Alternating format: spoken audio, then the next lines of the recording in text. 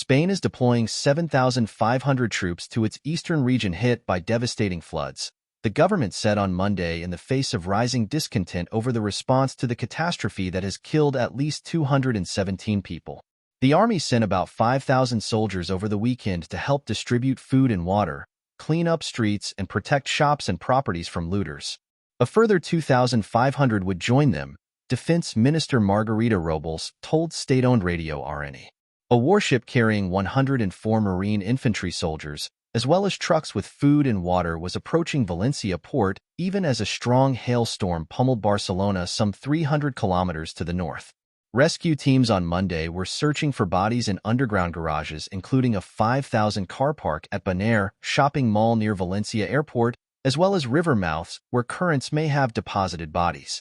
Fatalities from Spain's worst flash floods in modern history edged higher to 217 on Sunday, almost all of them in the Valencia region and more than 60 in the suburb of Paiporta.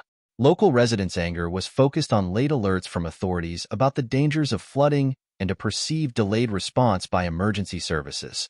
On Sunday, some residents in Paiporta slung mud at Prime Minister Pedro Sanchez and King Felipe and his wife Queen Letizia, chanting, "Murderers, murderers." Transport Minister Oscar Puente said on Sunday the death toll had stabilized because all victims on the surface had been identified. The torrential rains on Tuesday and Wednesday caused rivers to swell, engulfing streets and the ground floors of buildings, and sweeping away cars and pieces of masonry in tides of mud. It was the worst flood-related disaster in Europe in 5 decades.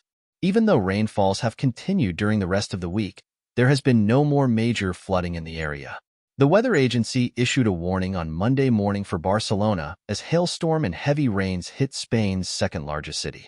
Some of Sunday's protesters wore clothing with the symbols of far-right organizations that often stage protests against the leftist government. Robles said extremist groups were taking advantage of the situation for political gains.